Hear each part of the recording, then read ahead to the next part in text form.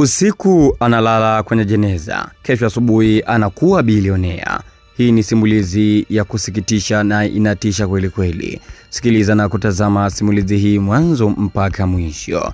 Na bila kupoteza muda, wacha tuanze. Usiku wa manane jijini Dar es Salaam, kwenye mtaa wa Mbezi Beach, nyumba moja kubwa yenye geti la chuma iling'ara sana kama kasri la kifahari.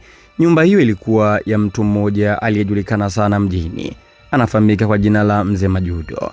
Wengi walimjua kama tajiri mwenye mafanikio makubwa, mwenye magari mengi, majengo na kampuni za biashara zisizoisha. Lakini hakuna aliyejua siri ya utajiri wake. Wengine walidhani ni juhudi zake. Wengine walisema ni kwa sababu aliuza ardhi nyingi miaka ya nyuma. Lakini wachache tu walijua ukweli. Mzee Majuto hakuwa tajiri wa kawaida. Utajiri wake ulitokana na mkataba wa giza, agano la kichawi lililotokana na jeneza na nyoka. Miaka 20 iliyopita, kabla hajajulikana, Mzee Majuto alikuwa mwanaume wa kawaida tu, fundi wa magari, fundi gereji katika mitaa ya Kariakoo. Alikuwa ni maskini kupindukia na familia yake ilikuwa inaishi kwa shida sana.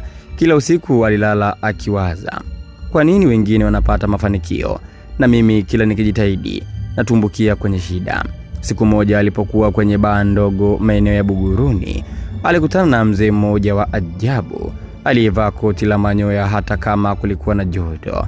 Mzee huyo alimtazama moja kwa moja machoni na kusema kwa sauti nzito, "Kijana, ninaona ndani ya moyo wako kuna kiu ya utajiri, lakini njia unayoitafuta haipo kwa watu wa kawaida." Maneno hayo yalimtingisha Mzee Majuto. Alikaa naye meza moja, wakaongea kwa saa nzima.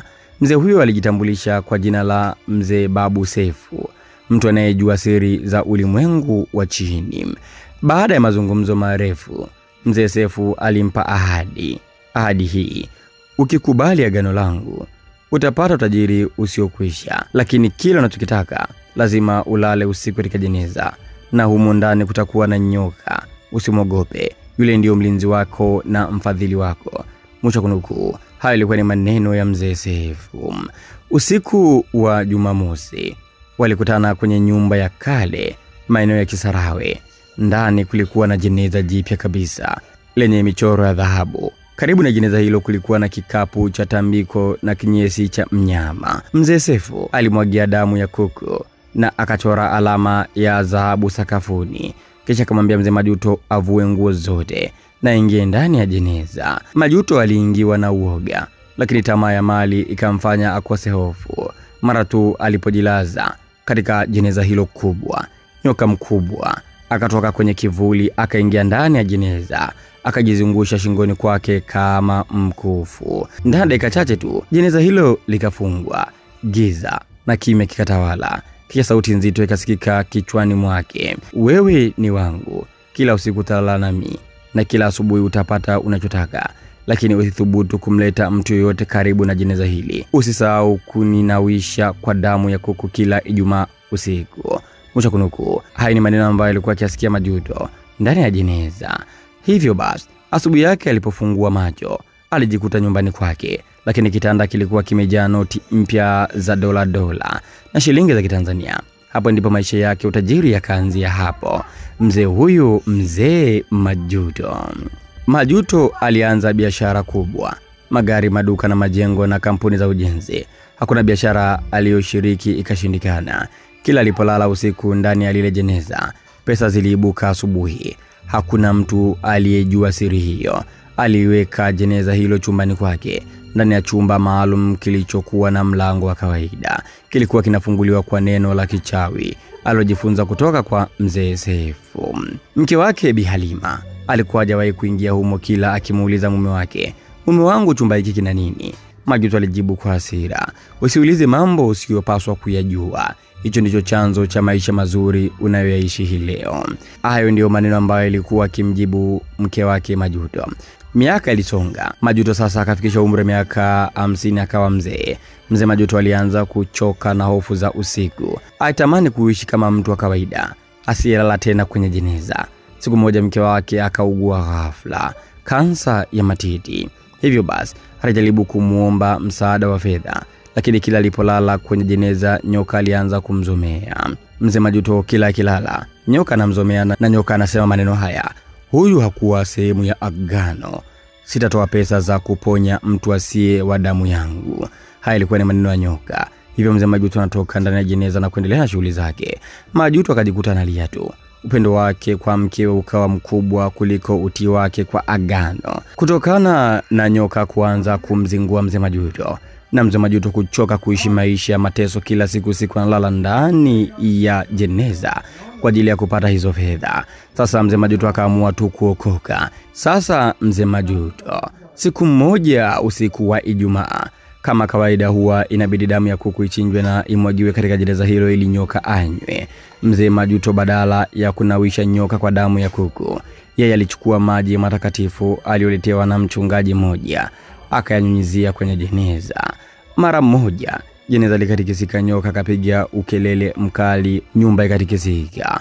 Nyoka kisha kazungumza maneno haya: umevunja agano Majuto, sasa utalipa kwa kila tone la pesa ulilopata.